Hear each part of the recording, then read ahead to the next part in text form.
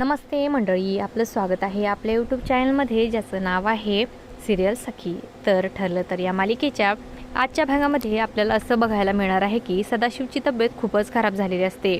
तर सायलीने प्रियाच्या फोनवरून ॲड्रेस मिळून ती सदा आणि मैनापर्यंत पोहोचलेली आहे. तर अर्जुनसोबत डॉक्टरही घेऊन आलेला असतो.